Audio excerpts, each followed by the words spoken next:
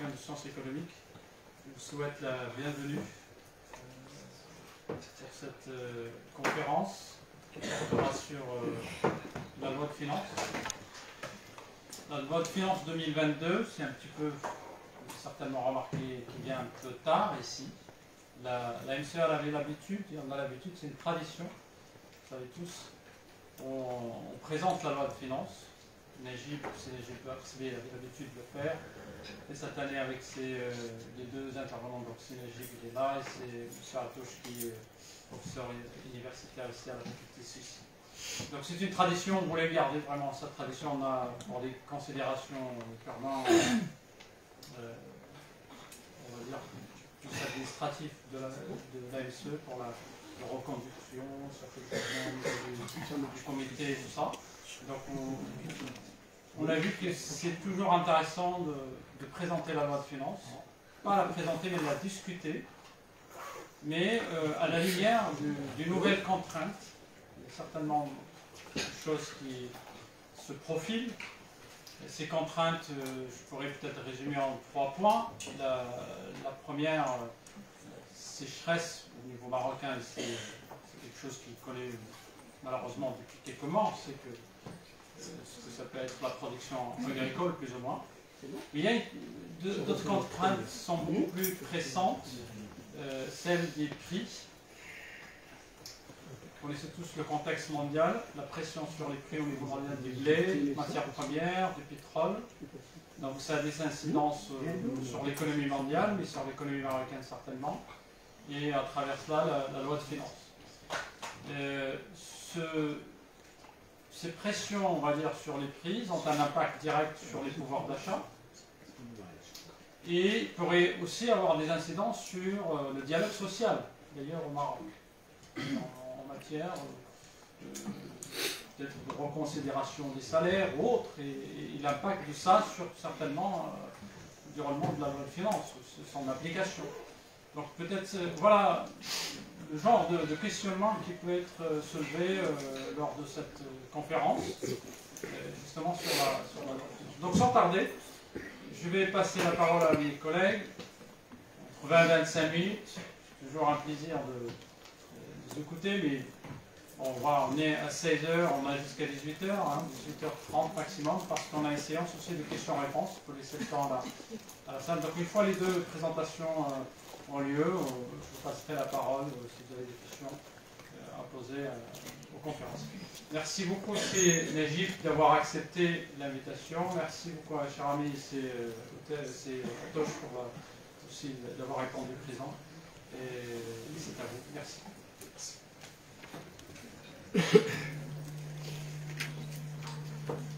Bien, salam alaikum. Et juste après une si longue période, je pense qu'on ne peut que être du confinement. Confinement au sens plein du terme.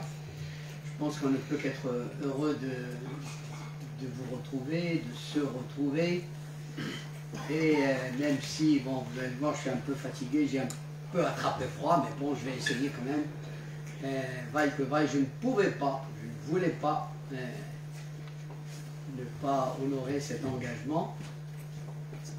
Et donc, alors comme ça a été indiqué, c'est vrai que d'habitude, on traite de la loi de finances bon, entre le mois de novembre et le mois de décembre, peut-être le mois de janvier, c'est encore un... On parle de la loi de finances comme un projet. Là, c'est une réalité, pas simplement une réalité comme ça, mais c'est une réalité qui est déjà dépassée.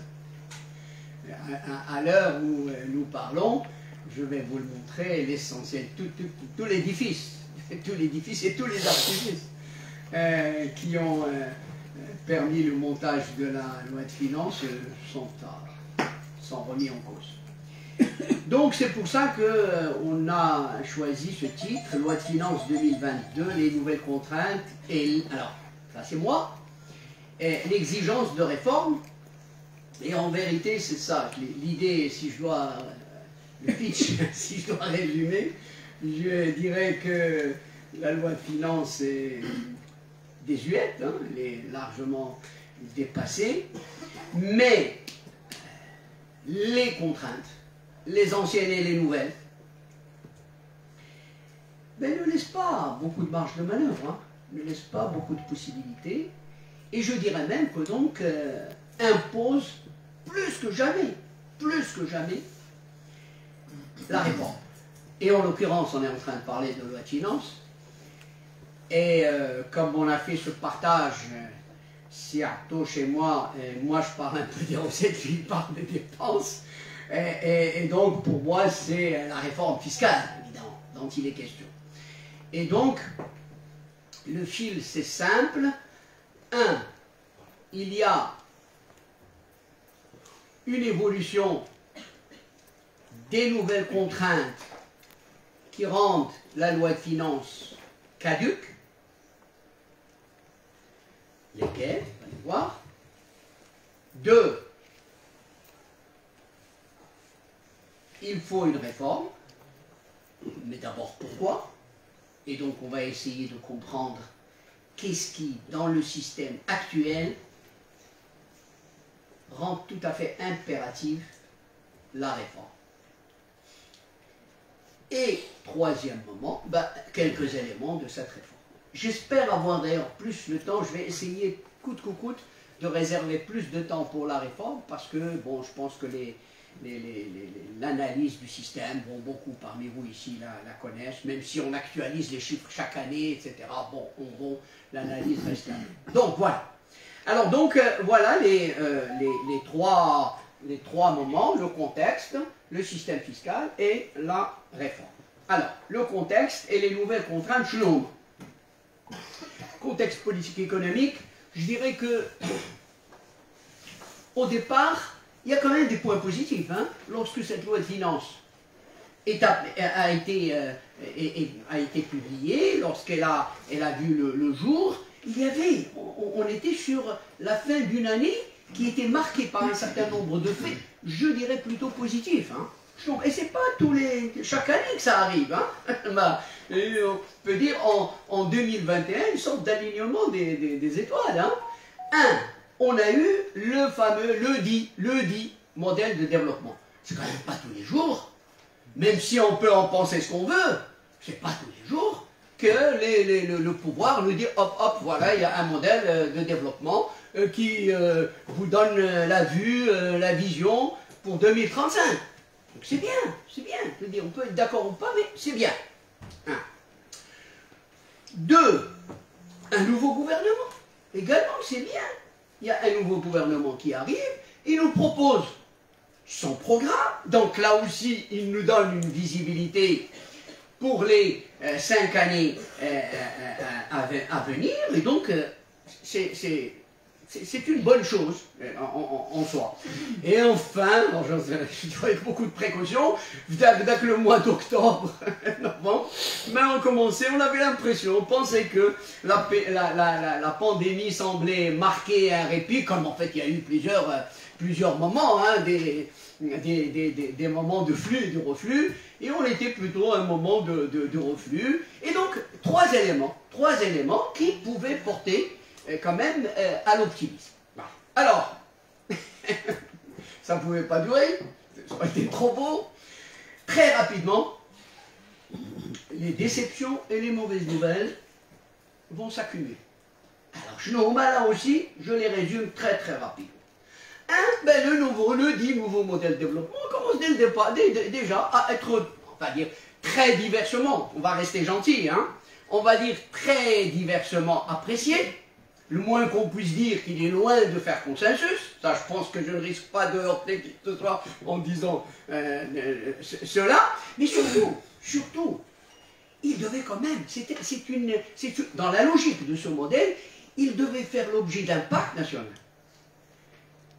signé par toutes les forces vives de la nation, qui devait marquer l'engagement de tous, le consensus, l'adhésion. Bon. Et ça n'a pas été le cas. À ce jour, il n'y a pas eu... Alors, il y a eu une sorte d'accord entre les partis de la majorité, qu'on reconnaisse que quand même les partis de la majorité, c'est loin d'être la nation, les forces vives, etc. Donc, on a l'impression quand même qu'on est parti sur des mauvaises bases. Alors je ne vais pas vous dire, après, même des membres de la commission se sont mis à critiquer la mise en œuvre.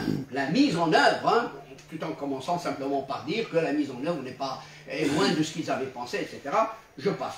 2. Le programme du gouvernement lui-même, en principe, il devrait se référer au modèle de développement. Ce n'est pas ce qu'on a pu constater. C'est ça, je pense que chacun a pu constater que le programme arrive, c'est comme si le modèle n'avait pas eu lieu. Et donc là, il y a alors en plus des incohérences du programme lui-même, je ne vais pas vous revenir, s'il y a des questions on peut revenir là-dessus, mais rappelez-vous les incohérences entre le taux de croissance, la création d'emplois, les investissements, etc. Bref, putain, on a quand même l'impression que là aussi le programme pose problème, c'est le moins qu'on puisse dire. 3. La loi de finances elle-même. La loi de finances, elle a eu lieu, elle a été déposée au Parlement, je ne sais pas moi, moins d'une quinzaine de jours après la formation du gouvernement. Et donc, de toute évidence, ce gouvernement n'a pas eu, alors le temps, la possibilité, peu importe, de dire c'est ma loi de finances. Elle porte ma marque. Bon. Alors, vous savez que ça, c'est généralement... Ça donne lieu à beaucoup de malentendus. Hein. Et enfin, alors, du côté de la pandémie, ben, c'est à nouveau la rechute, et surtout des décisions tout à fait contre-productives. Et je rappelle simplement le pass vaccinal dès le 21 octobre, qui a quand même plombé les choses. Hein. La fermeture progressive des frontières, des secteurs entiers comme le tourisme, etc., qui replongent dans la crise comme aussi grave que celle de l'année 2000. Donc globalement, il y a quand même à nouveau une sorte d'abattement, un sentiment d'abattement de ben on va y repartir, on va replonger dans la crise. Donc, à nouveau, les nuages s'accumulent et l'horizon. Vous voyez, je m'en tiens à des faits tout simplement objectifs que chacun a pu vérifier. Hein, alors donc, tout ça, c'est avant 2020. Arrive 2020. Et alors, patatras. Ça commence évidemment par la sécheresse, dont on voyait venir dès le mois de novembre en fait. Mois de novembre, décembre, on voyait venir. Mais bon, au mois de février, je crois que ça devait, malheureusement, c'était devenu tout à fait patent, tout à fait manifeste. Et alors, la sécheresse, comme c'est malheureusement pas un phénomène nouveau, on sait, on connaît, on sait, c'est chronique d'une crise annoncée. On sait que l'impact sur la croissance, évidemment, d'abord, sur la croissance, sur la situation dans le monde rural, sur les équilibres macroéconomiques. Vous allez voir les hypothèses sur lesquelles la loi de finances avait été construite volent en éclats. De la guerre d'Ukraine. Alors elle, c'est plutôt inconnu, c'est-à-dire ses effets encore en tout cas mal connus. Mal connu sur quoi? Et à ce jour, hein, tout le monde, ce matin, m'ont posé la question, le marché mondial, le pétrole, qu'est-ce qui risque d'arriver? C'est très, je pense, sincèrement, la chose est très très simple. Valeur aujourd'hui. Deux scénarios très très distincts. On peut rêver. Et si on rêve que demain, en tout cas à très court terme, la guerre s'arrête, je pense que globalement les choses peuvent rentrer dans l'ordre. Si la guerre dure et les sanctions durcissent, on est parti dans le scénario cauchemar.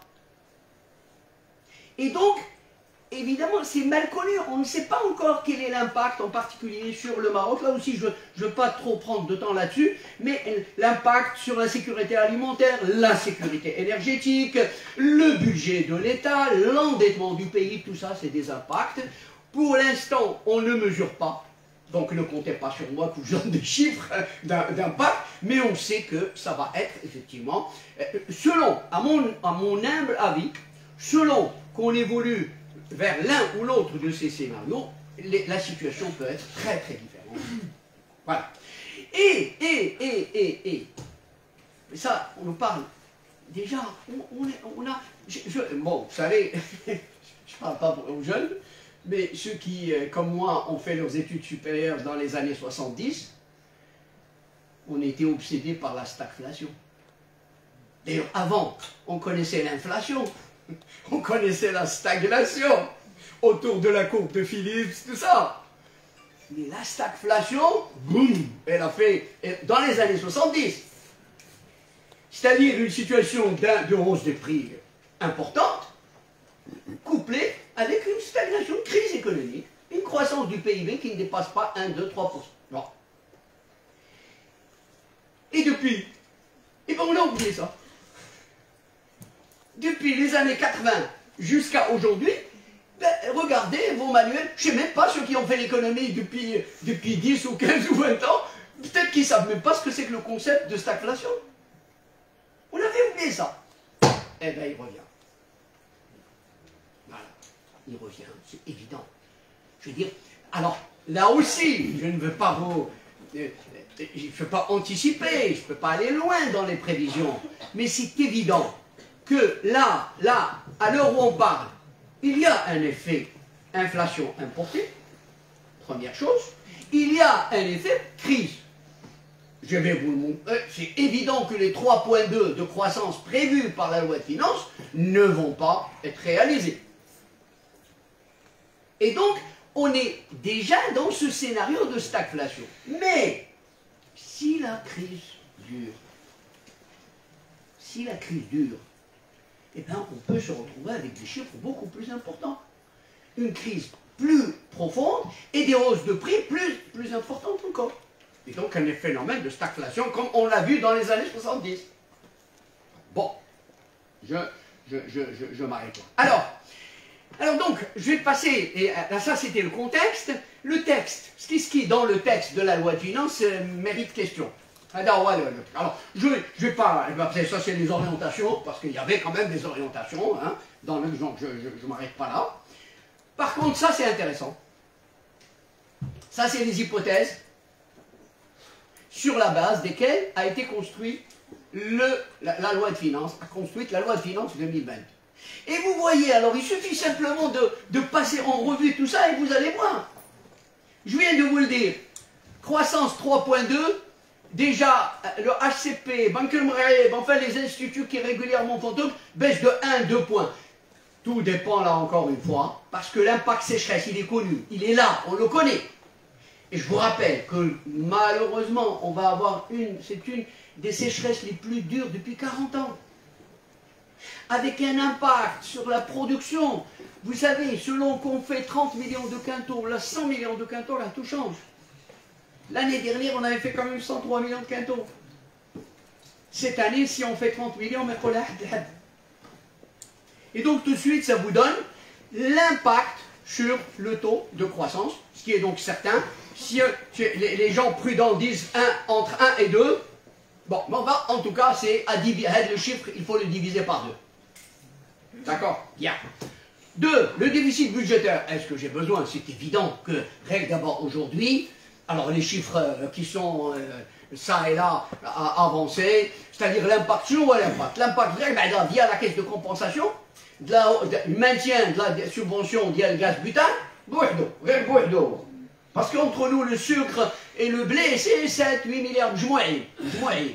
Mais le butane, c'est 15, 20, 30. D'abord, ça peut être 30, ça peut aller à 30 milliards. C'est-à-dire presque, globalement, on est sur un surcoût uniquement lié à cet effet-là, de l'ordre de 3-4 points de PIB.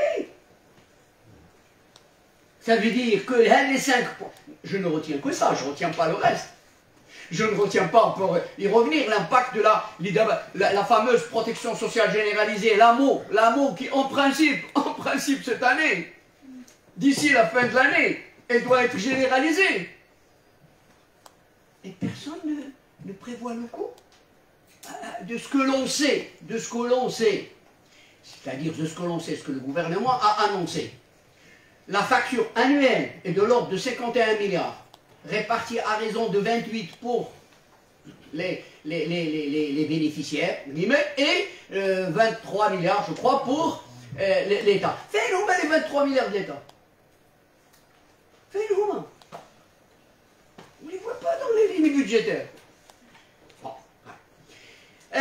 Alors, la demande étrangère, c'est évident.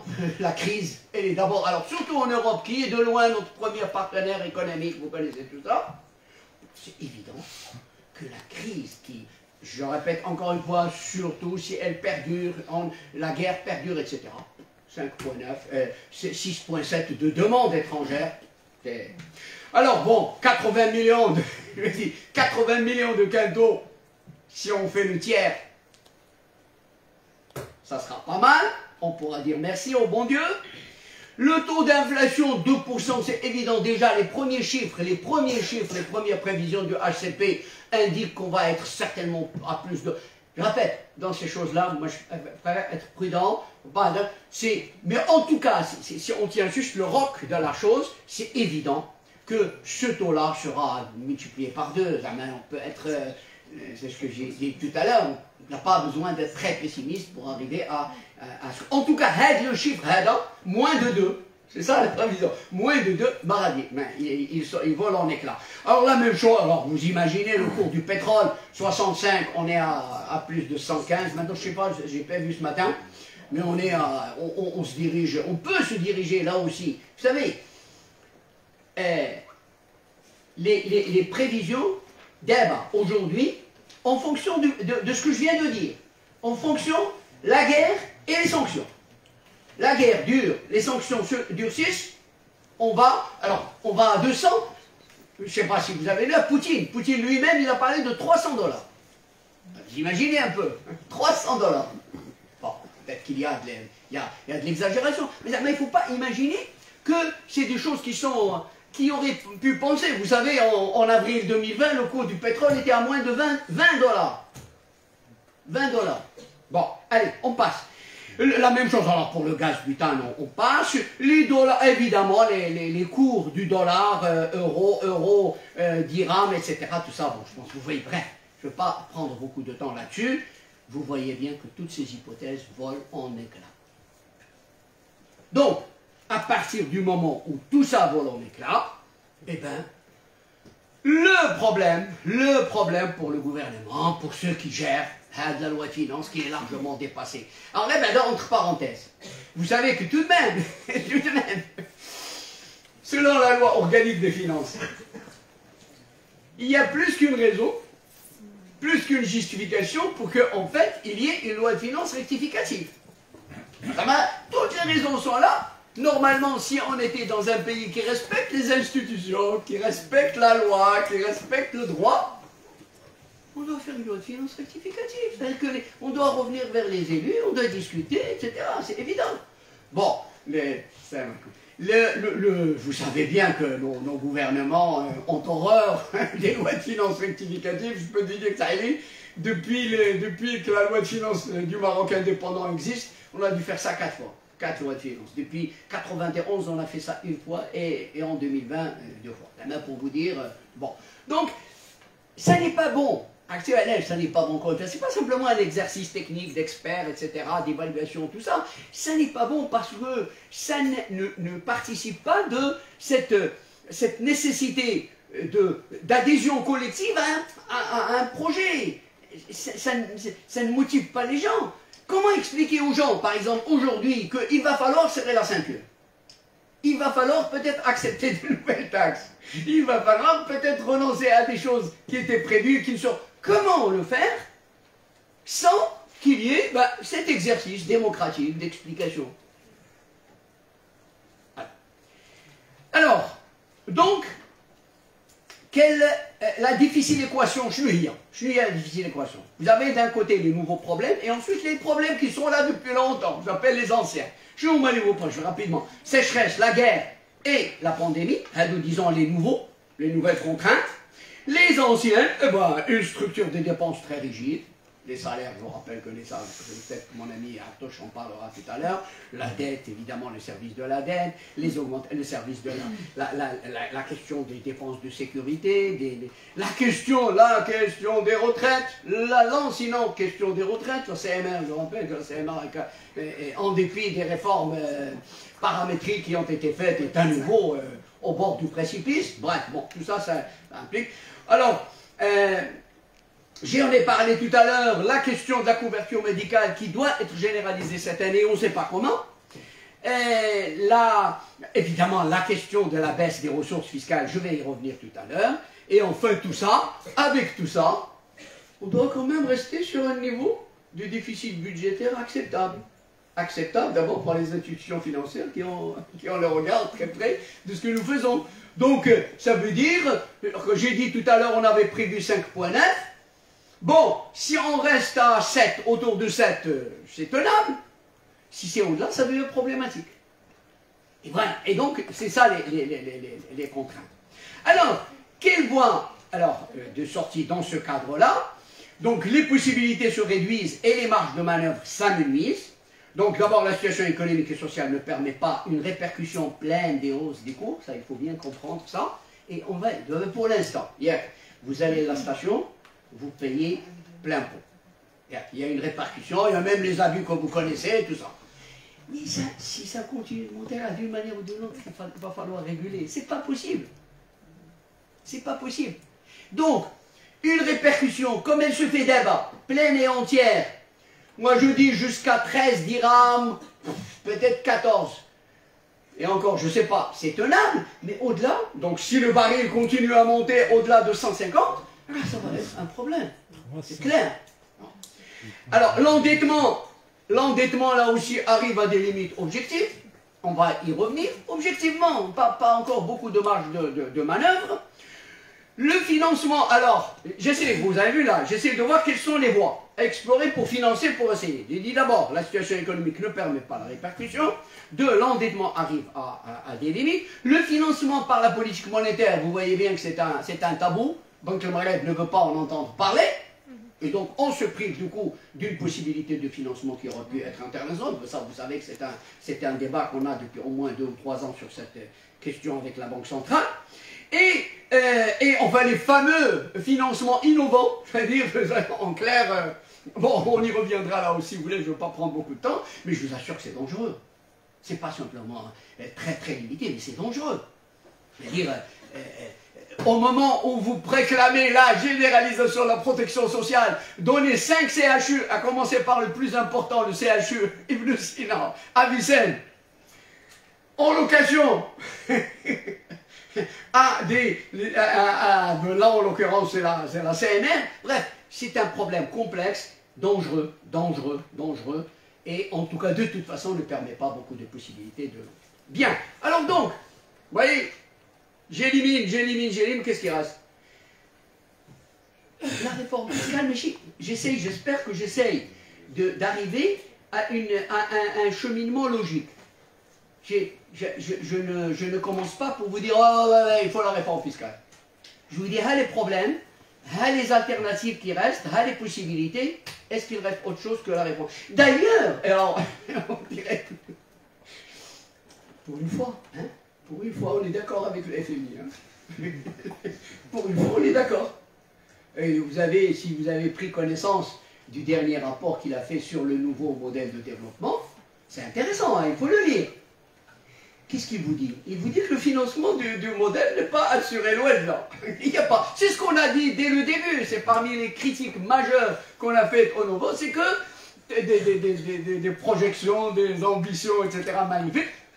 Où est le financement? Il n'y a pas de financement. Donc maintenant que le FMI lui-même le dit, on peut espérer que ce qu'on raconte nous depuis des années est un effet. En tout cas, voilà.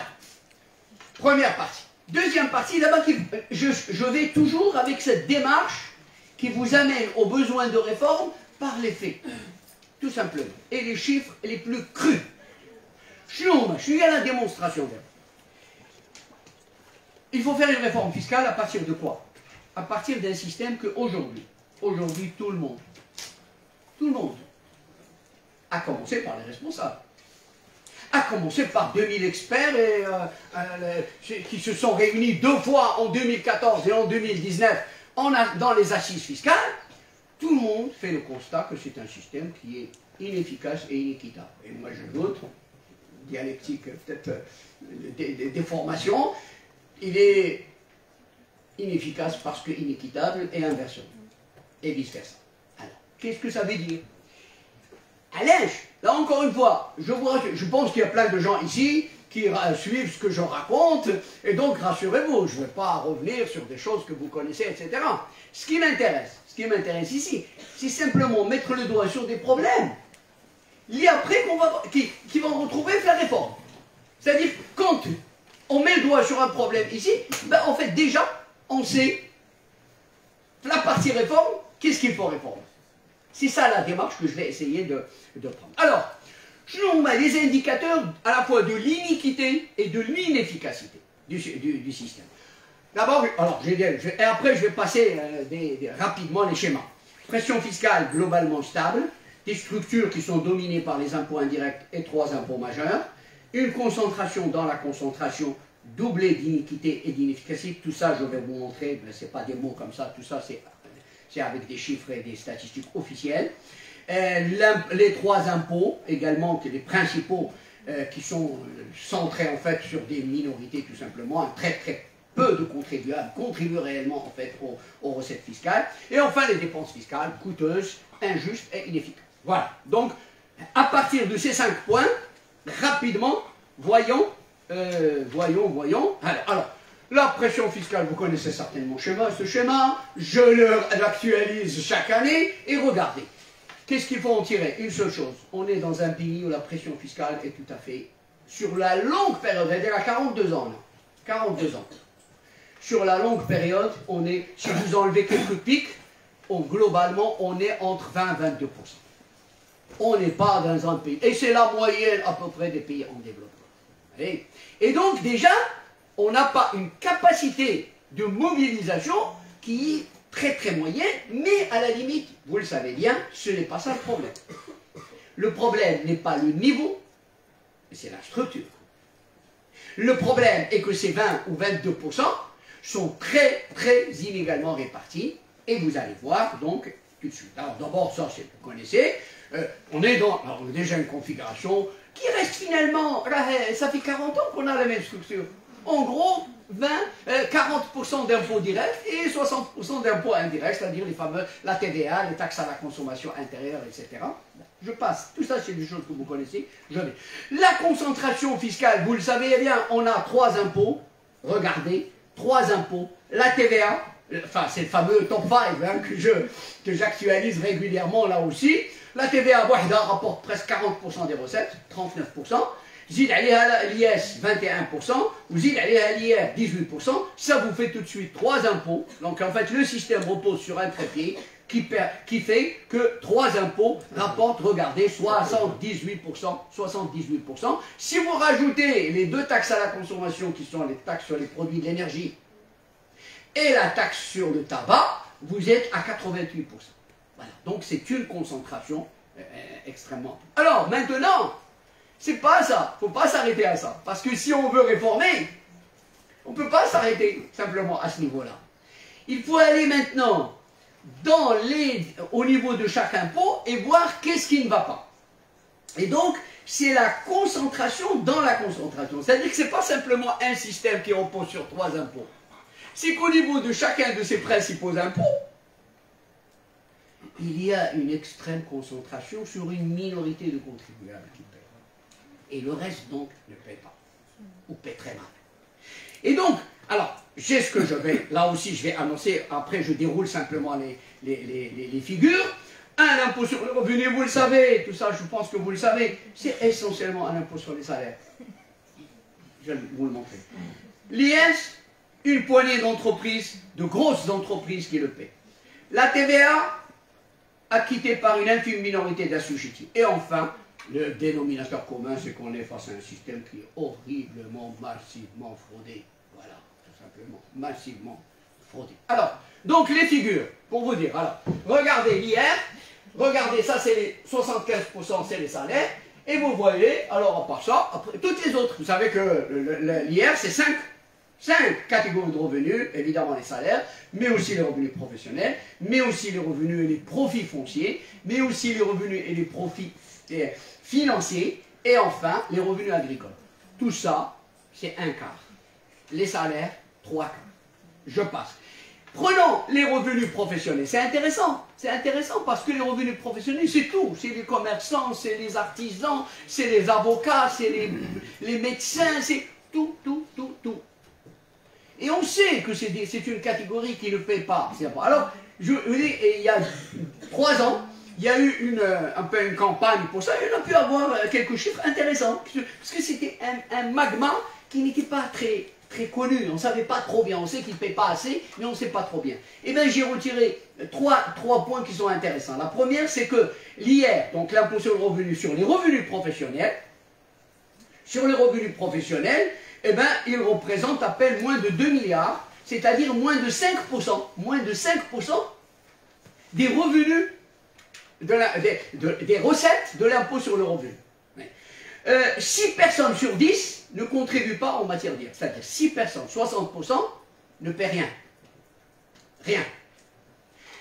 60, parmi ceux qui payent, parmi les 40% qui payent, 70% des contribuables payent moins de 10 000 dirhams.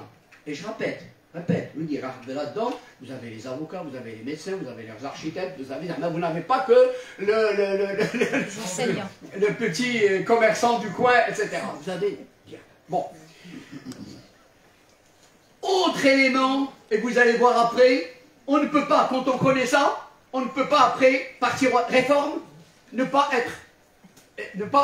tout de suite donner la réponse. Regardez, vous savez, l'équité la plus simple, c'est l'équité horizontale. C'est-à-dire à revenu égal, impôt égal. C'est le BABA, c'est le BABA. On est dans la redistribution dans l'impôt, mais je suis par l'impôt. Vous voyez? Et pourtant, regardez, c'est intéressant quand même. Imaginez par exemple, vous avez un revenu annuel de 300 000 dirhams par exemple.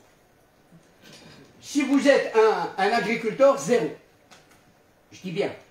Et c'est beaucoup plus que 300 000. À quel moyen? 0. Si c'est un revenu, par exemple, locatif, selon que c'est plus ou moins 120 000 dirhams, 10 ou 15%. Chez lesquels? Vous, si c'est des actions en bourse, 15%. Si c'est des profits immobiliers, 20%.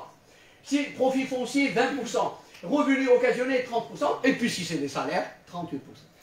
Du moins pour la partie supérieure à 180 000 dirhams. Vous voyez, donc, à revenu égal, impôt très inégal. C'est une anomalie. Ça défie le bon sens, je vous assure, ça m'a méché. Ça défie le bon sens. Comment voulez-vous qu'on ait un tant soit peu un sentiment de se retrouver dans le fameux pacte social, pacte fiscal, qui est le cœur du pacte social? Comment voulez-vous qu'on s'y retrouve? Bon, alors, ça je vais y revenir, ça c'est le barème, on va en parler. Le barème de l'impôt sur le revenu est un barème, vous le savez, je le dis très souvent, c'est une progressivité régressive. Hein? 5 minutes si possible. 5 à 10 minutes. Je m'arrête quand tu veux, aucun problème. Sincèrement, moi j'essaie d'expliquer ce que j'ai à expliquer, mais si tu me dis quand je m'arrête, tout simplement, et je m'arrête. Hein. Alors, première chose qu'on ne peut pas ne pas se poser, le seuil d'imposition, bien le barème, est de 30 000 dirhams. 30 000 dirhams. Il y a question intéressante. Le seuil d'imposition. Alain, pourquoi on fait le seuil? Parce qu'on ne veut pas, par principe, on ne veut pas imposer la misère. Un revenu qui est en dessous, par exemple, du SMIC, c'est indécent de l'imposer. Hein? Ben regardez, faites des exercices simples. Aujourd'hui, le SMIC, regardez. Dans le secteur privé, il fait 2829 dirhams. Vous multipliez par 12, ça vous donne 34 000 dirhams. Donc, une partie du SMIC est aujourd'hui imposée. Si on prend les revenus, voilà, dans l'administration, c'est encore plus parce que le SMIC dans l'administration est de 3 000 dirhams. Regardez. Donc 6 000 dirhams du SMIC administratif sont imposés. C'est quand même... Alors, donc, peu importe, je passe. Là où c'est intéressant, c'est lorsque vous voyez en fait la structure. Tout ça, je vous le dis, peut-être que si tu me dis, je ne parlerai pas de la réforme, parce que en fait, ce que je dis là, traduisez-le en termes de mesures, et vous avez les mesures de réforme. Les Nahed, par exemple, regardez. Ça, c'est ce que j'appelle une progressivité régressive. Et regardez, c'est très simple. Vous avez ici les taux d'imposition, d'Al-Barré, vous avez ici le niveau des revenus. Vous avez une progressivité qui est très forte, alors qu'on est encore à des niveaux de revenus bas. Et vous allez voir, en fait, c'est la classe moyenne qui paie. Tout simplement, c'est la classe. La pression fiscale se concentre sur la classe moyenne. La salariée, classe moyenne, là, on met les deux éléments. Regardez. Et alors, et vous voyez, ça c'est le dernier taux. Le barème, vous voyez, à partir de 180 000 dirhams, 15 000 dirhams par mois, il n'y a plus de progressivité. Voilà. Vous pouvez gagner 20 000 dirhams ou 20 millions de dirhams, vous payez la même chose. Il n'y a plus de... Et donc, vous voyez que c'est quand même, c'est assez troublant. Regardez, c'est la classe moyenne qui paye l'impôt. L'essentiel, c'est la classe moyenne. Et donc je passe. Alors, quelques éléments aussi. Pour l'impôt sur les sociétés. Je l'ai toujours dit, et là, je suis heureux de vous donner des résultats du rapport de la Cour des comptes de l'année de 2020, qui sont plus qu'intéressants. C'est des choses qu'on dit depuis longtemps. Qu'est-ce qu'ils disent? Qu'est-ce que nous dit ça? C'est la Cour des comptes. Sur 493 000, c'est la population, c'est-à-dire les personnes morales, les sociétés, mettons, qui sont donc soumises, etc. Regardez, la population réellement active, tout de suite, elle tombe à la moitié. Ensuite, dans cette population, celle qui paye, qui fait des déclarations, elle tombe à 16%, et celle qui paye quelque chose, c'est 4%. Vous voyez? On sait depuis longtemps, en fait, que les deux tiers des sociétés qui, chaque année, travaillent, déclarent, s'arrangent pour présenter des bilans qui sont négatifs, ou là zéro, et donc ne sont même pas concernés par l'impôt. Et vous voyez là, par exemple, vous voyez, 4% à peine des sociétés payent c'est-à-dire plus que des impôts supérieurs à 300, déclarent des bénéfices supérieurs à 300 000 dirhams. Alors là, je vous dis ça, parce que c'est quand même risible, quand on voit tous les débats qu'il y a sur le taux de l'impôt sur les sociétés qui devrait passer de 28% à 27%, 26%. C'est le débat qu'on a eu dans cette loi de finances de 2000. Mais enfin, j'ai juste envie de dire de quoi on parle. Parce que le taux qui s'applique à 96% des sociétés qui déclarent, c'est 10%. C'est le taux légal. Jusqu'à 300 000 dirhams, vous payez 10%, vous ne payez pas 30, vous ne payez pas 28, vous ne payez... Donc vous voyez, c'est juste pour vous dire qu'en fait, on est dans une ambiance où vous avez une minorité de grosses entreprises qui ont des gros lobbies et qui arrivent à transformer le débat. Quand on voit le débat sur les 28, 27, 26, on a l'impression qu'il n'y a que ça dans le pays. Alors qu'on est en train de parler, dans le meilleur des cas, de 4% des sociétés. Bon, je répète, ça c'est des chiffres encore plus grossiers. Vous connaissez, certainement parmi vous connaissez, parce que ça a été répété 100 fois, 2% des sociétés assurent 80% des recettes de l'ISF. Je suis sûr que parmi vous, Jean, vous avez entendu ça plusieurs fois. Eh bien, ces chiffres sont encore plus... Qu'est-ce qu'ils nous disent? 80%, c'est seulement 0,31%. C'est pas 2. C'est 1069 entreprises sur les 493 000 sociétés qui sont enregistrées. Vous voyez un peu l'aberration. La TVA, c'est pareil. Regardez, là, tout ça, c'est les documents. Je vous dis, c'est le rapport de la... Regardez. La TVA, formellement, nominalement, 833 000 personnes concernées. Et hop, regardez, la population ayant fait une déclaration 34%, fait donc, alors, avec un bénéfice, ça tombe à 14%, c'est-à-dire avec un bénéfice, c'est-à-dire un crédit d'impôt, c'est-à-dire qui fait que c'est l'entreprise qui va verser à l'État la TVA.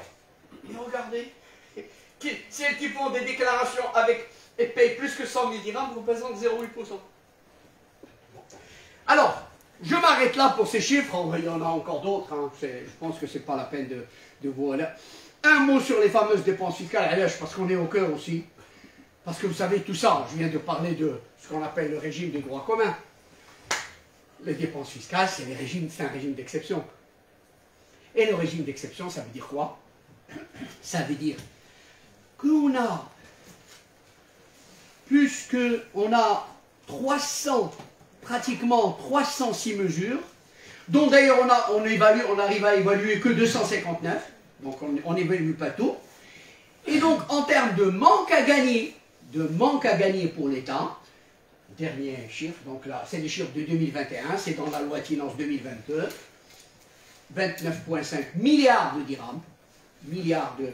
Alors vous voyez tout de suite, je pense que, alors avec les résultats que l'on sait là aussi, tout le monde, il y a eu plein d'études, il y a eu plein de trucs, les dépenses fiscales, ça n'est pas efficace, pourquoi? Parce que ça n'atteint pas l'objectif, tout simplement, l'objectif qui est depuis quand les investissements sont stimulés par les dépenses fiscales. Donc, bref, toujours est-il que, finalement, et là je m'arrête à Chicole, et c'est pour ça que dans les réformes, moi j'insiste sur l'assiette fiscale. La réforme, c'est l'assiette, c'est pas l'aide. Et pourquoi? Parce que pour ce que je viens de dire, tout ce que je viens de dire, on aboutit à une image que je trouve intéressante. L'assiette fiscale, c'est un fromage gruyère. Plein de trous. Et donc, c'est évident qu'avec une assiette fiscale comme ça, vous tournez en rond. Vous pouvez faire les soi-disant replâtrages que vous voulez, vous tournez en rond. Et donc, j'arrive à la démonstration pourquoi il faut une réforme. Financièrement, vous voyez, j'ai alterné, j'espère que j'ai alterné entre les questions d'équité et les questions d'efficacité, d'abord de rendement. Il y a un système fiscal, la première fonction d'un système fiscal, c'est quand même d'abord de faire entrer de l'argent dans les caisses de l'État. Or, le système fiscal d'Ienna, non seulement est inéquitable, mais il est inefficace parce qu'il ne remplit pas cette première fonction. Vous connaissez certainement, je parle depuis des années, de ce que j'appelle NA, ça vaut ce que ça vaut. J'appelle le taux d'autosuffisance fiscale.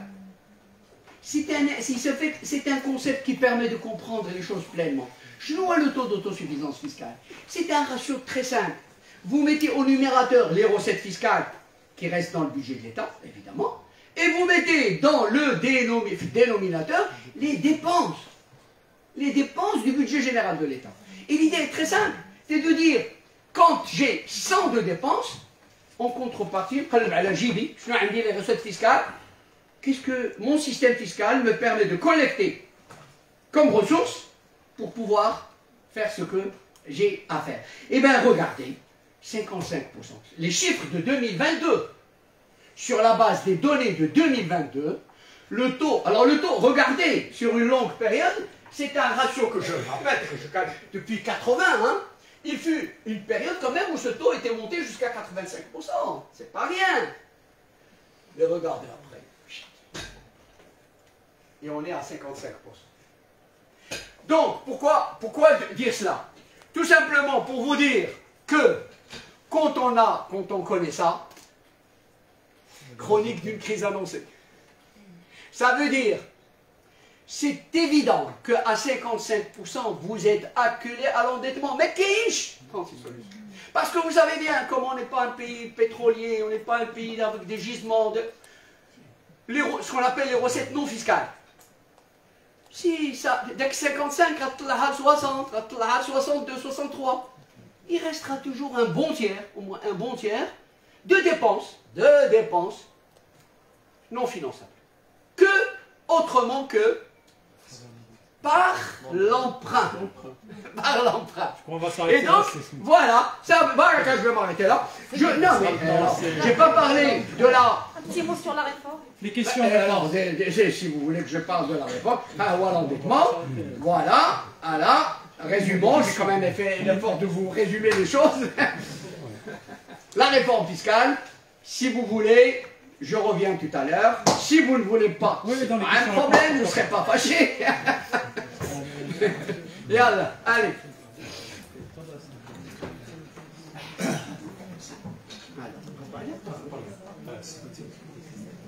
Salam alaikum, bonsoir tout le monde. Traduit français. La surprise.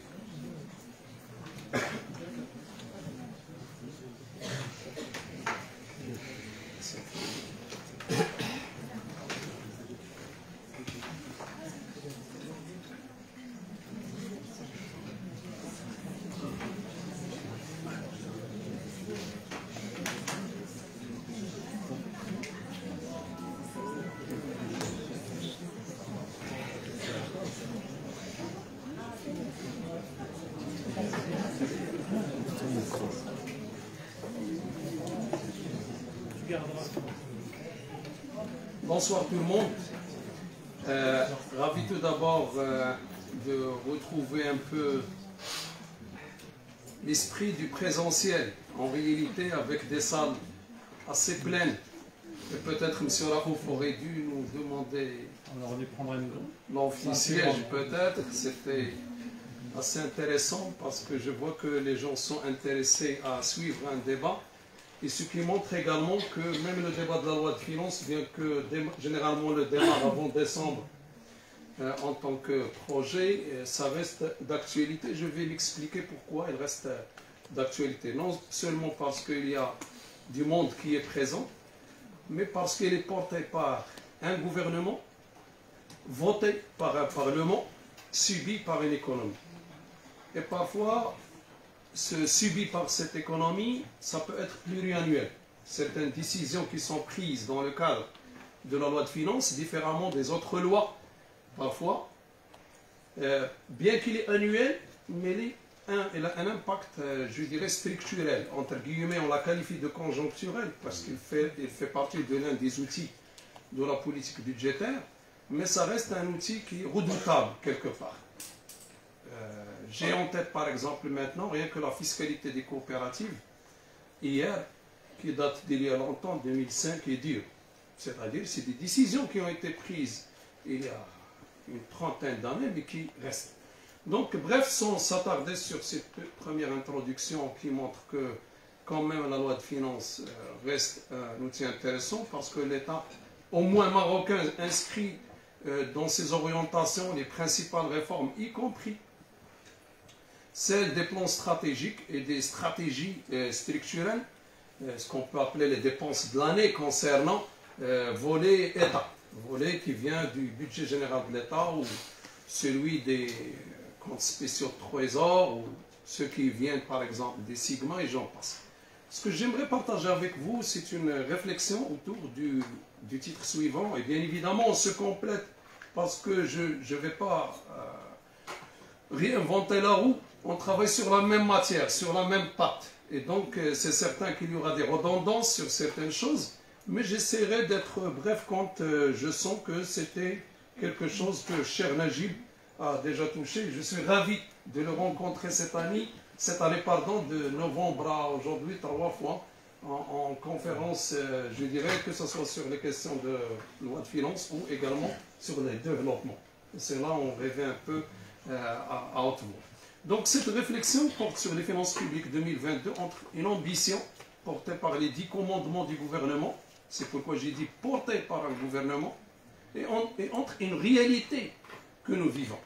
Dans cette réflexion, je vais la partager autour de 4 points essentiels, 4 axes. Point de départ, ça serait la loi de finances 2022. Je ne vais pas m'attarder beaucoup ni sur les orientations, ni sur les hypothèses, ni sur le cœur même de cette loi qui a porté le numéro 76-21. Par la suite, je vais passer par les contraintes, mais à mon sens, c'est des contraintes de 2 grands ordres. L'ordre structurel, séquentaire, incontournable, et l'ordre conjoncturel, actuel. Si on ne met pas cette loi 2022 dans son contexte aussi bien structurel, et d'ailleurs, les statistiques qui ont été présentées par mon collègue Najib sont revenues jusqu'à 1980 pour démontrer qu'on est en train de tirer le fardeau de beaucoup de problèmes qui n'ont jamais été résolus, entre autres ceux de la question de la fiscalité et avec beaucoup de cadeaux à droite et à gauche qui font que le camembert est très troué, et grandement troué par les riches plus que par la classe entre guillemets moyenne, parce qu'il faut la chercher, et par la classe pauvre. Et j'arriverai à un quatrième et dernier point, c'est un débat du potentiel managériel de capacitation, et je vais m'expliquer tout à l'heure, parce que j'estime que derrière une loi de finances, il y a des êtres humains qui l'ont conçue. Et s'il y a faille, c'est que peut-être l'effort à la planification, l'effort à la construction n'était pas de taille, sachant que nous avons des technocrates et une direction de budget, il faut le reconnaître, qui est redoutable. Il faut le reconnaître, c'est une véritable pépinière je dirais, de compétences. Mais comment se fait-il que on est devant une loi de finances qui présentait dès l'entrée,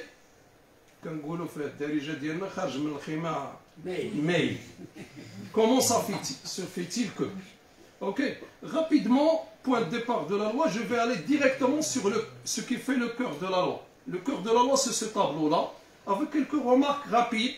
Et vous avez la présentation que j'ai mise à votre disposition déjà sur le site Academia, que vous pouvez télécharger en PDF. Donc, pas la peine d'écrire l'essentiel, mais de suivre et d'écouter l'essentiel que je vais partager. Et comme a dit mon cher collègue Najib, il est basé sur la question de la fiscalité. Et quelle fiscalité plus particulièrement? C'est les impôts indirects. Et quand on dit les impôts indirects, on parle davantage de la TVA. Donc, 106 milliards vont venir des impôts indirects que je considère personnellement comme des impôts aveugles, parce qu'ils sont à la demande. Monsieur ou dame qui est au fond phare du Maroc, en haut d'une montagne, paye équitablement avec quelqu'un qui est riche 20% sur un shampoing ou un savon qu'il va utiliser, tout simplement. Deuxième élément, c'est qu'on a intégré dans cet équilibre de la loi de finances 2022 des recettes qui sont extraordinaires en les considérant comme ordinaires. C'est le cas par exemple des privatisations qui sont la deuxième case rouge, là où il y a un 5 milliards, sans oublier que 5 milliards supplémentaires vont aller au fonds Hassan 2, ce qui fait 10 milliards de privatisation, plus un 3 milliards 4 qui est en bas avec la flèche qui va dans les CHU, qui ont été tout à l'heure expliqués. Plus que ça. Dans l'ordinaire toujours, on considère que les dons et legs sont de l'ordinaire. 1,5 milliard que quelqu'un va te donner comme une charité, pour une année, vous la considérez comme de l'ordinaire. C'est comme si la charité tombe du ciel chaque année. Chaque année, on aura quelque chose qui s'appelle don et legs. Là, je ne vous apprends rien du tout. Je passe au deuxième pôle qui m'intéresse davantage dans cette loi de finances et dans ce tableau-là. Je m'arrête un peu sur la structure de dépenses. Les dépenses du personnel sont incompressibles, il faut le reconnaître. Plus que ça, sur les 147 milliards qui sont inscrits ici, il n'y a pas les 4 milliards, par exemple, de l'éducation que les profs, que ce soit du secondaire, primaire ou du supérieur, doivent à l'État depuis quelques années. Et donc, on n'a pas intégré, par exemple, des arriérés à payer. Je ne parle pas de promotion à faire valoir, des arriérés à payer. Et donc, vous comprenez directement qu'une dépense est incompressible. Deuxième chose, quand on parle de dépenses matérielles et dépenses diverses, là également, ça touche à un élément central. C'est que les fonctionnaires, ce qu'on appelle du régional, des AREF, sont payés plat par le BGE, sous forme de dépenses matérielles et dépenses diverses. Rien que pour ne pas alourdir la masse salariale du public, mais ça reste que les AREF, et il faut le reconnaître, ils n'ont pas d'argent. Et donc, d'où nous allons payer les 120 000 approximativement fonctionnaires régionaux d'AREF, c'est à partir de là. Je suis en train de vous montrer la structure de dépenses pour savoir un peu où sont les marges. Outre bien évidemment la réforme fiscale côté recettes, les seules marges qui existent à mon sens, c'est ce qui est en vert. Une marge de manœuvre limitée de 2,2 milliards dans les dépenses imprévues et dotations provisionnelles, et une marge dans les dépenses d'investissement, et comme on dit dépenses d'investissement du budget général, qui totalise un 87 milliards, et comme par hasard, le gouvernement avait fait voter Désolé pour fait. Parce qu'il a la majorité au Parlement. Il a fait voter la règle de 15% permise de réduction des dépenses d'investissement, c'est nécessaire. Donc, pas la peine de revenir au Parlement si l'on réduit de quelque chose comme approximativement 12 milliards en dépenses d'investissement, et je vais revenir par la suite que ça touche le social plus que l'investissement, je vais m'expliquer, parce qu'il est difficile de toucher aux stratégies, au plan stratégique.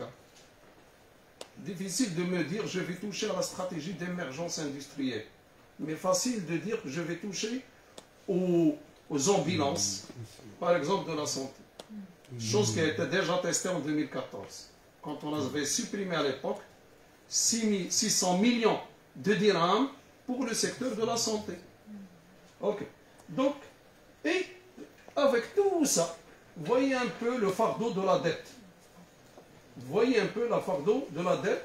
Là, vous n'avez devant vous que le service de la dette. C'est le service. 29 milliards. Plus la traite, que je vais montrer tout à l'heure dans le troisième et dernier tableau de ce premier axe, ça fait 90 milliards de dépenses pour 2022 qui est également incompressible à payer. Sinon, on paye les pénalités avec.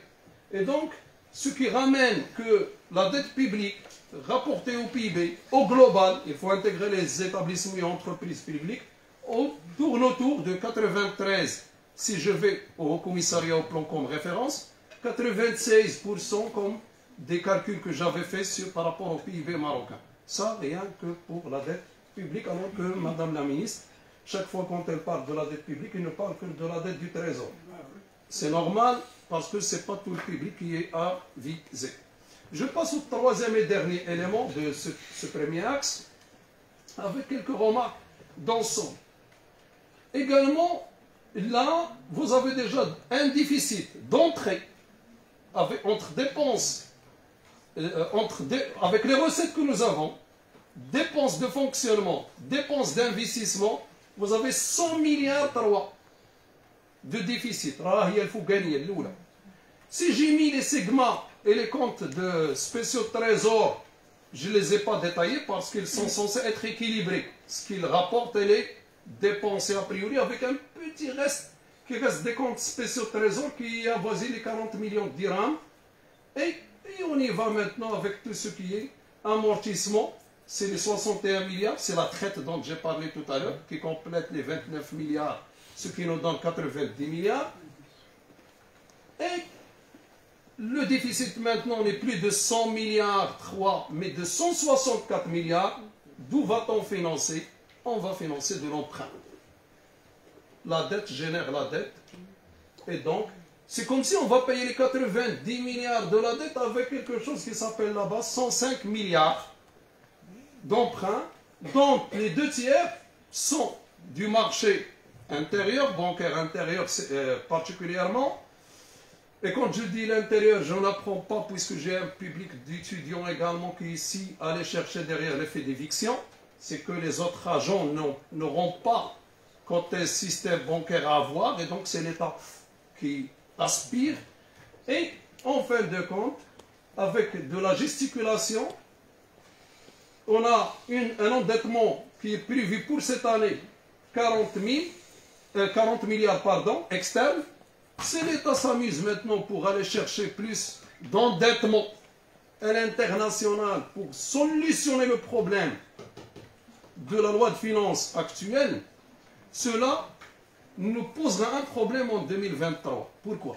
Parce que c'est l'année où nous allons commencer à rembourser la ligne de liquidité et de précaution du FMI qui nous a donné 3 ans de grâce. Ok? Il nous a donné une dette, ça reste une dette, bien que c'est donné à la Banque centrale, et sans intérêt, mais ça reste 3 milliards, 30 milliards de dirhams à rembourser. 2023. Donc si l'on s'amuse à ajouter, cela signifie qu'en 2023, on serait devant un véritable dilemme de rembourser la ligne de précaution, les traites et les services de la dette, et chercher comment faire fonctionner l'économie. Là, peut-être, j'ai dressé un tableau noir sur la loi de finances avant même de dire quelles sont les pistes de solution. Passons de ça, je ne vais pas m'arrêter sur la structure des investissements pour aller directement aux contraintes structurelles séquentenaires. Peut-on résoudre le problème avec une forte économie, avec une forte dynamique de l'économie? Est-ce que notre économie arriverait à bouger, à nous donner des recettes supplémentaires à droite et à gauche qui n'étaient pas attendues? C'est ce qui était dans certaines années. Par exemple, on n'avait pas attendu les 100 milliards, par exemple, des Marocains résidant à l'étranger. On s'attendait à 70 milliards, mais à 100 milliards avec un 30 milliards supplémentaires, cadeau. S'attendre peut-être à une fiscalité supplémentaire, qui était également le cas de certaines années. On n'a rien touché, ni les taux, ni l'assiette, et ça a engendré quelques miettes, quelques milliards supplémentaires à droite et à gauche. Après, il y a la taxe sur les produits énergétiques. Exact. Et ça nous a donné, d'ailleurs, les dernières statistiques du Trésor font ressentir un excédent de décembre 2022 en termes de ce qui a été prévu, par rapport à ce qui a été prévu. Maintenant, contrainte structurelle, à mon sens, le PIB marocain, sa croissance, elle est en sinus. Vous connaissez un peu le sinus. Je le rapporte avec référence à la pluie et avec la sécheresse. Ça continue sinus. On n'a pas pu, en dépit des grands chantiers ouverts, on salue bien évidemment les chantiers, il faut toujours donner à César ce qu'il y a à César. On a fait un effort de l'automobile, de l'aéronautique, de l'offshoring, mais l'industrie que nous avons développée ne rapporte que 4% supplémentaires en point de croissance. Et que finalement, l'agriculture qui tourne entre 15 et 20% de taux de croissance PIB, il influence 40 à 50% des Marocains qui vivent au rural. Et donc, il faut repenser, peut-être, et je ne vais pas le dire, parce que si je dis repenser, c'est comme si je remets en cause le nouveau modèle de développement. Ok. Donc, peut-être, un dernier mot, je le dirai pour ce nouveau modèle. Bon, le sinus, vous le connaissez. Également, la disparité productive, sans parler de l'équité, la répartition et marginalisation de certaines régions, et le chômage. Le PIB par région n'est pas équitable, et même quand pour certaines régions il y a du budget comme le Bni Mellal, ici il n'y a pas d'emploi ni d'équité de répartition. Et donc ça pose un grand problème. Autre élément, taux de chômage ne renseigne rien du tout. On est entré en 2022 avec un déficit en emploi déjà en 2021 qui a commencé déjà avec 2020 puisque c'était l'année de la crise. Donc on est dans une situation déjà discutable. Séquentenaire, pourquoi j'ai dit séquentenaire? Parce que ça ne date pas d'aujourd'hui. C'est des problématiques, je crois, et je le dis toujours ouvertement, on avait l'occasion avec le rapport séquentenaire.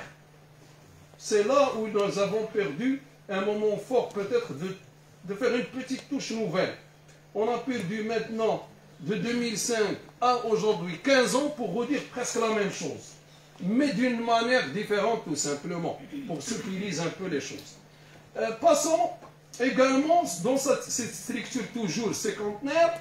Si vous prenez un peu les imports-exports, et je vous rapporte un peu les dernières données annuelles, pour ne pas dire mensuelles, parce que le mensuel déjà de janvier est disponible, on a développé de l'export, mais avec un taux de couverture qui ne dépasse pas les 62%. Et malgré ça, la politique du Maroc, depuis le PAS, pour ne pas dire actuellement, c'était Export Plus, c'est le X en vert, et du Morocco Now. Je me demande, quand vous dites Made in Morocco, c'était de la substitution à l'importation. Pourquoi on annonce une politique industrielle qui me paraît assez intéressante, qui est celle par exemple de substitution à l'import, et à l'application réelle, on y va sur Export Plus. Ça pose un grand problème. Beaucoup de gens croient que quand on fait de la bonne exportation, ce qui est le cas, les chiffres montent, mais également l'importation monte. Parce que nous avons une économie quand même extravertie. Et je ne me rappelle rien pour les gens qui ont fait par exemple de la comptabilité nationale avec les matrices de Liontif. Ils sont noircis. L'économie également informelle est un autre fardeau qui va limiter cette économie pour bouger. Il représente en estimation quelque chose comme 34 à 35% qui échappe au calcul officiel. Et donc, vous avez quelque chose qui tourne dans le noir, que vous ne pouvez pas comptabiliser, que vous cherchez les moyens pour la canaliser vers 2024 et là 2025. Je me demande est-ce que cette réforme également est possible quand le formel fait de l'informel. Discutable également. Passons de ça, il ne faut pas oublier également que le Maroc n'a pas changé de sa place en IDH, il reste aux alentours de 120. Il est en stress hydrique. Je dirais pour les cartes internationales qui ont été faites à l'horizon 2040, il ressort que le Maroc est dans la zone d'extrêmement stress hydrique. Abstraction faite de cette année. Donc, ce schéma-là nous pose beaucoup de problèmes. La corruption, je ne parle pas. Pourquoi j'ai placé un peu ça dans le cadre? J'ai replacé dans le cadre parce que ce que j'enseigne en management, ce que j'ai appris de mes profs, c'est que quand on veut mettre un train sur les rails, il faut prendre du recul. Et le gouvernement, et le Parlement, et la nation, 2020 jusqu'à 2021, avaient un moment quand même de crise, mais de réflexion. C'était possible de remettre le train sur les rails. Et donc, l'un des fléaux également qui handicape, et d'ailleurs même dans la fiscalité pour faire sa réforme, et vous m'avez rappelé, cher Najib, une question de Sibrada, est-ce que l'on va voir un jour les rapports individuels de la fiscalité? Qui paye quoi? Qui paye quoi? Nominativement. Oui, vous allez me dire protection des données. Mais quand même, coder les gens. Mais on sait bien que, voilà, X combien il paye, Y combien il paye. Comme ça, on sait qui contribue à quoi. On passe sur ça, axe 3, pour être dans les règles de l'art avec mon président de séance et l'épée de Damoclès du temps. Mais je suis ravi d'ailleurs que nous partageons quelques éléments ici, peut-être à débattre, parce que ça reste quand même, on recherche un point de vue, bien que argumenté, mais ça reste un point de vue. L'année 2022, entre reprise et crise. Je vais aller rapidement, voyez un peu ce qui se passe. Je ne vais pas aller avec les données d'en haut. Déjà, le Haut Commissariat, dans son budget économique prévisionnel 2022, qu'il avait actualisé en janvier 2022, il nous dit ce qui suit.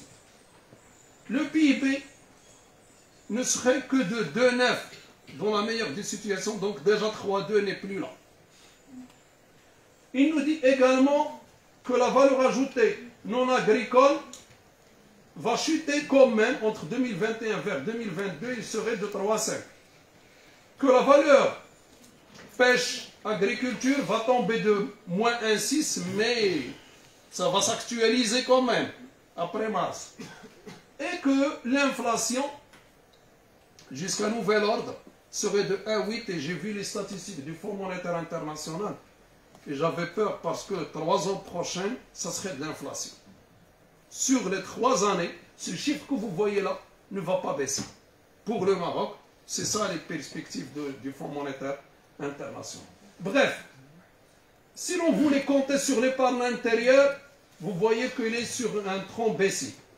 Si l'on veut compter sur l'investissement brut, et là, bien évidemment, c'est un autre grand débat, celui de l'évaluation de la rentabilité de l'investissement, ce n'est pas la peine d'y rester.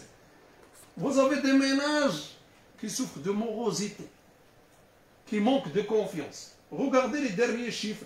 J'ai mis la barre sur 70, là vous avez l'indice de confiance des ménages qui est produit par le Haut Commissariat au Plan. Généralement, on a démarré avec des chiffres de 85, on avait des pics de 85. Mais depuis 2020, même à ce jour, même avec la reprise en 2021, les ménages ne sont pas très à l'aise pour fonctionner économiquement. Et vous savez un tout petit peu que quand quelqu'un est mal à l'aise, il ne veut pas te donner le jus de ce qu'il peut. Il va rester toujours à sa garde. Et c'est un peu ça la question des ménages. Maintenant, un peu de conjoncture actuelle, rapide. Le premier, c'est le gasoil, fuel, les hydrocarbures. Vous voyez un peu comment ils ont augmenté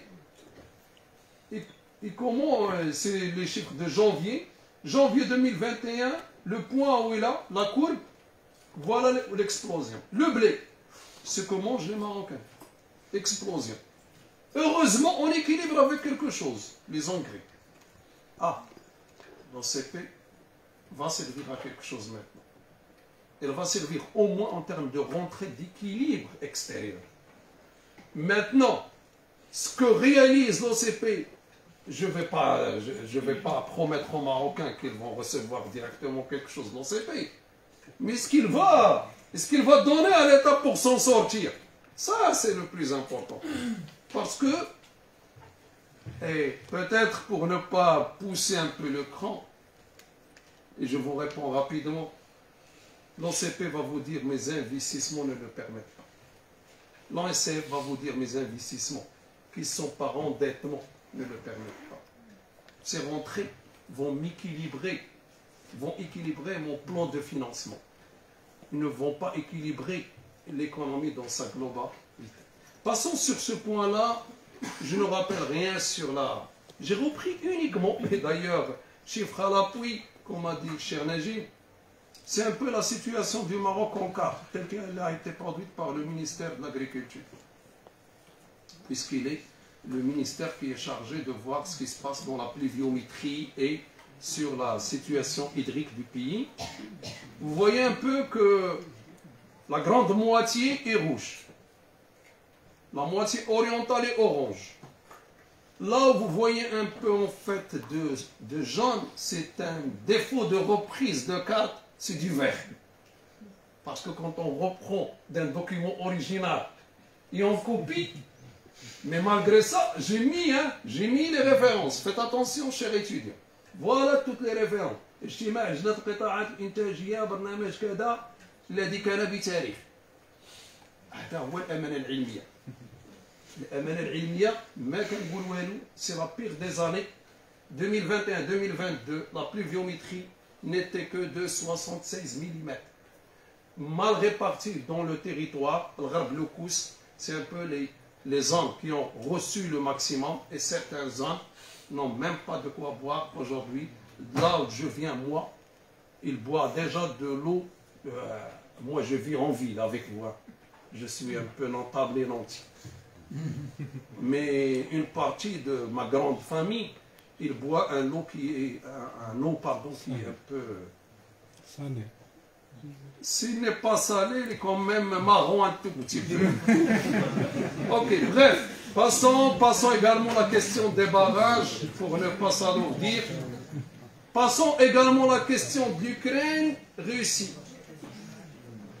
Voilà les échanges du Maroc, s'il vous plaît, avec l'Ukraine.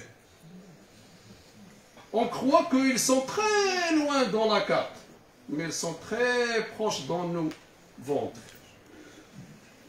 Le blé, on importe 1 milliard de l'Ukraine. 1,1 milliard.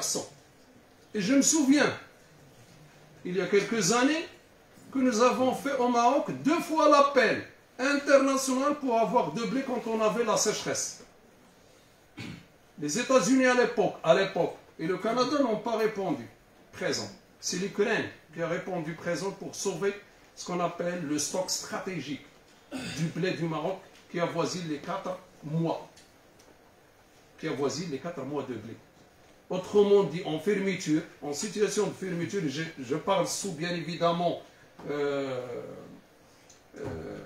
la copole de mon cher Najib parce qu'il est plus spécialisé en moi dans cette question-là.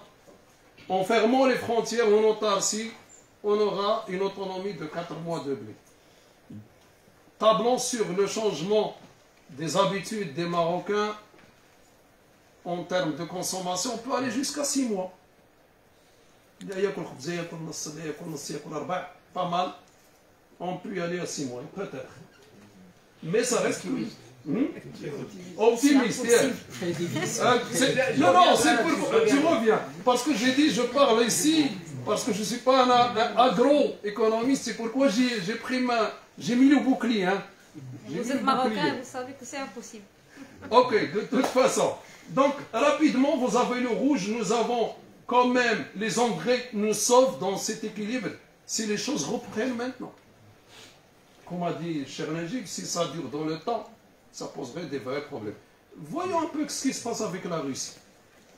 Nous échanges avec la Russie, c'est quelque chose comme, pardon, j'ai caché ici le chiffre avec le cadre qui a glissé, c'est 12 milliards. 12 milliards d'impôts, un demi-milliard d'exports. C'est un peu l'officiel. Je ne parle pas des grands bateaux, usines de pêche. On ne sait pas. Mais rien que ce qui est déclaré, 12 milliards, 6 milliards. Toujours là, avec les agrumes, un point vert pour le Maroc, mais des points rouges partout parce que c'est les hydrocarbures. Et, sans compter, vous avez une petite phrase à lire quand même, sans compter les effets indirects à travers l'Union européenne, qui est le principal partenaire du Maroc, qui est en train de revoir son modèle économique fondé sur une dépendance à 40% du gaz naturel russe. Vous comprenez un peu l'équilibre. La grande Europe, le grand continent vieux, dépend de la Russie à 40% en termes de gaz, ce qui laisse qu'ils n'ont pas pu fermer les portes et les vannes, ils n'ont pas pu mener une fermeture draconienne sur la Russie. L'Allemagne était la première à ouvrir les vannes parce qu'il savait que son économie va s'asphyxier rapidement. Et quand je dis l'Allemagne, la France, l'Espagne, l'Italie, c'est un peu le jeu de la crise de 2008 quand au départ, 3 mois, on nous disait le Maroc ne va pas connaître de crise. Moi, je me souviens que le plan d'urgence industrielle était en décembre avec M. Mzouer. Alors que la crise a démarré en juillet, octobre, on disait on est indemne parce qu'on n'a pas de subprime toxique, mais les courroies de transmission, export et d'autres, bien évidemment, je ne suis pas pour faire la leçon, on finit pour leur rapporter la crise. C'est la même chose aujourd'hui. S'il vous plaît, je ne suis pas en train de dresser un tableau noir pour le dresser. J'aimerais bien qu'on soit écouté de temps en temps en tant que scientifique et dire « Ah, voilà, il vient de nous donner des cadeaux sur lesquels on peut travailler. » C'est un peu ça la morale.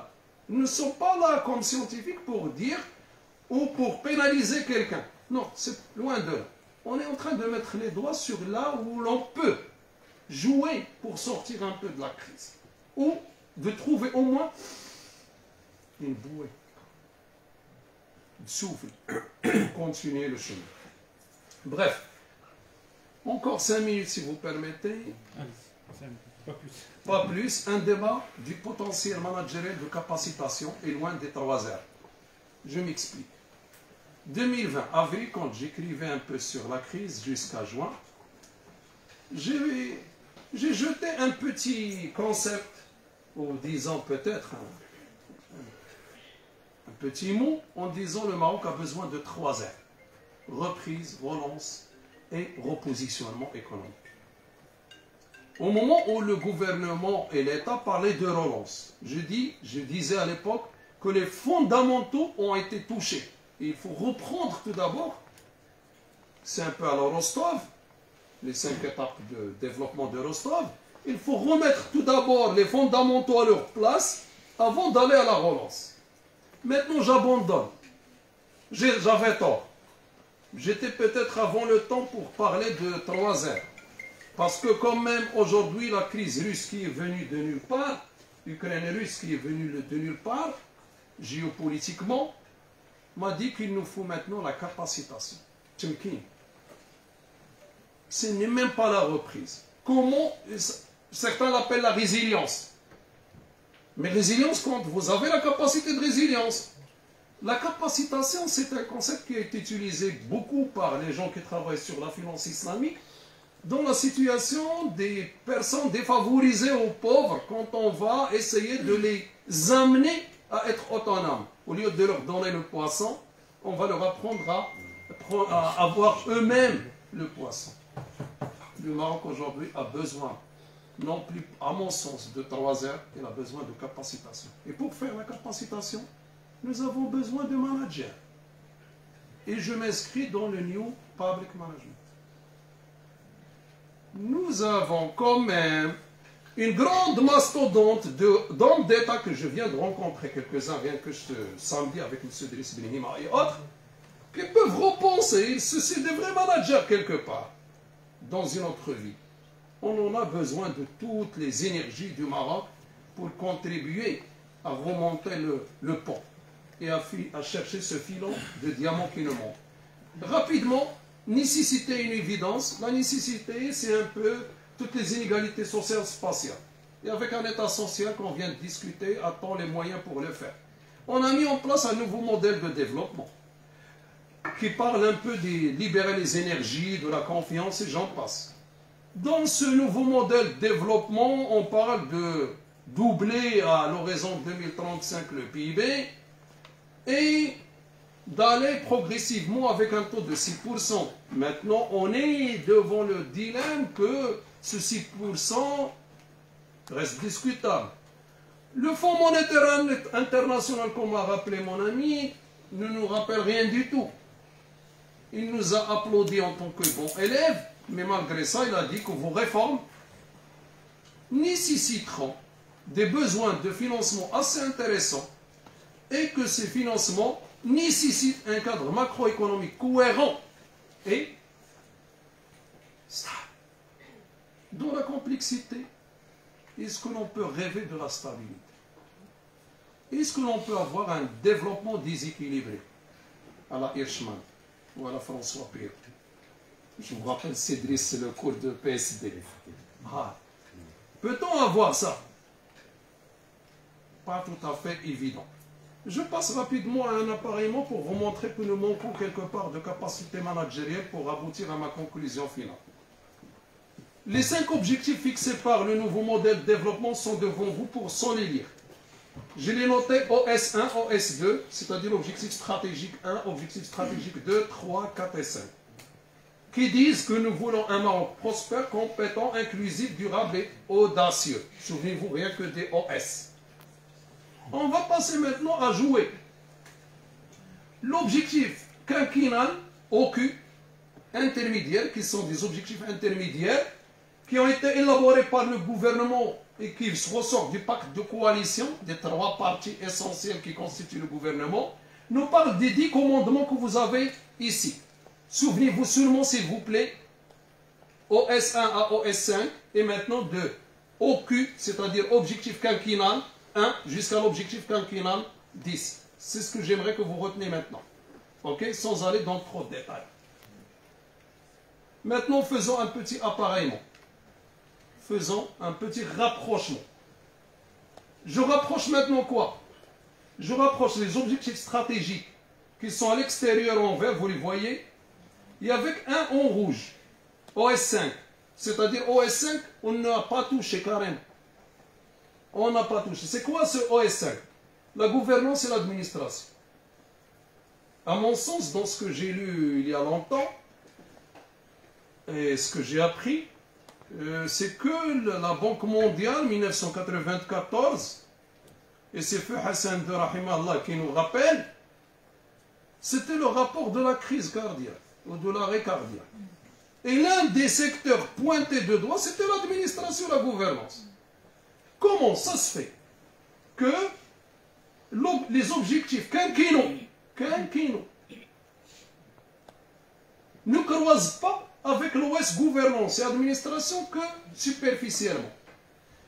Non. Là où il y a quelques éléments de rapprochement, c'est là où vous avez le OK, et devant chaque OK, il y a des points d'interrogation.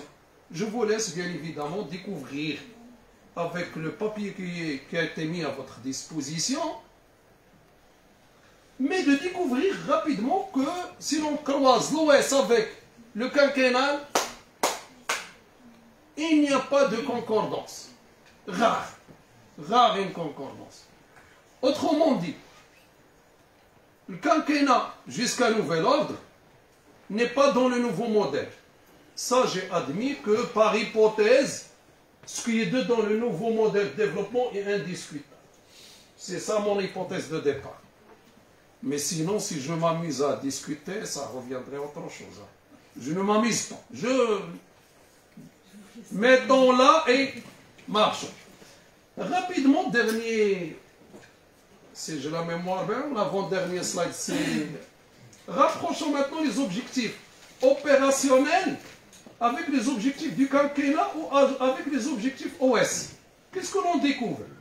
Les objectifs opérationnels, ce que vous avez dit tout à l'heure, les orientations de la loi, sont là. Qu'est-ce qu'on retrouve? Sur toute la batterie, si je croise, il n'y a que l'objectif quinquennal 1, 2, 4, 8, 9.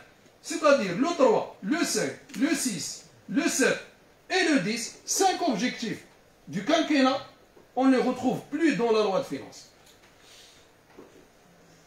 Et puis, l'OS, toujours, est absent.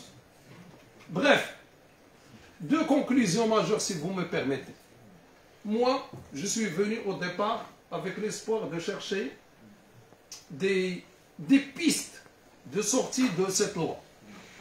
Mais en travaillant, j'ai dit qu'il faut élargir un peu le champ et dire que l'outil politique budgétaire à lui seul ne peut pas nous permettre de résoudre le problème. Et qu'il faut travailler avec tout l'outillage des politiques publiques au moins, que ce soit social, structurel, commerce, dans le structurel, le commercial et l'industrie. Tout ça, il faut l'engager pour travailler, pour s'en sortir réellement. Et ça me donne, dans les meilleurs scénarios, 2022 pourrait être une année charnière si une révision du programme gouvernemental est envisagée pour 2023.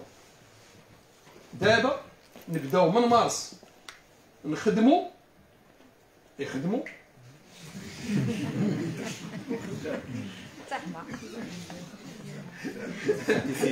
pour que l'on soit dans 2023 sur des bases quand même qui marchent. وراه قلنا بين l'Ukraine et la Russie, c'est comme si on va arrêter maintenant la guerre. Sachez qu'en arrêtant même maintenant la guerre, et je ne suis pas quelqu'un qui voit des visions, on sait bien que l'impact économique est avec un effet de retard.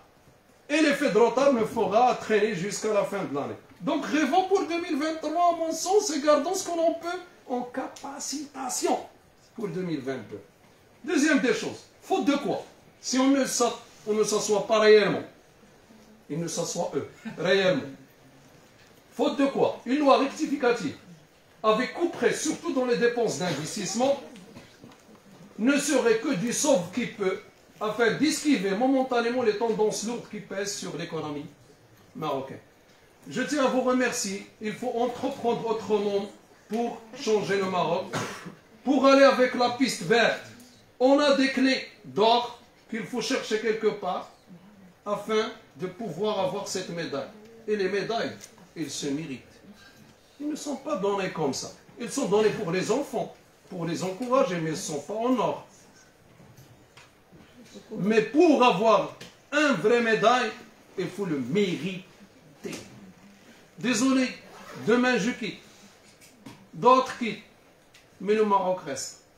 Et pour que le Maroc reste, il faut que les gens défendent la couleur. Merci.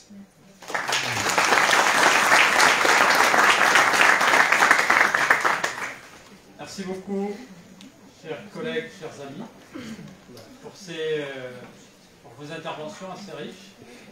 Je crois qu'on a voulu une discussion. On a eu le droit à deux discussions. Et donc deux discussions peut-être différentes, qui prennent des formes différentes, qu'on a eu l'habitude d'écouter l'Égypte. Donc ça s'est enrichi aussi avec sa touche sur la question de la loi de finances. Mais bien sûr, ils ont ouvert un petit peu le champ de discussion vers d'autres questions assez importantes. Moi, j'ai juste je voudrais passer un message. Je vais vous donner passer la main à l'assistance pour poser des questions. Il y avait quelqu'un qui me demandait, il me disait, sur cette période exactement, ce qu'on est en train de vivre. Il m'a dit, quand on écoute les experts et les économistes, en ce temps-là, on a envie de se prendre une balle dans la tête. Est-ce qu'il y a de l'espoir? Et là, en vous écoutant aussi, vous êtes très, on pourrait dire même, pas mal de points, vous êtes objectif. Est-ce qu'il y a de l'espoir? C'est ma question, peut-être, que je pose tout de suite. Par rapport à ce qui vient, bien sûr, il y a l'hypothèse, mais il y a un choc exogène que l'ensemble des pays, en fait, subissent. C'est-à-dire l'histoire de pression, plutôt de la guerre criminelle. Et son impact, bien sûr, les impacts ne seront pas les mêmes parce que les pays ne font pas face aux mêmes risques, peut-être, aux mêmes répercussions. Dépendance, par exemple, agricole, comme le Maroc ou certains pays de l'Afrique du Nord. J'ai une question par rapport à ce budget. Vous avez mobilisé beaucoup de concepts économiques. Ce budget sain, plutôt de cette politique budgétaire saine. J'ai l'impression que je comprends à travers vos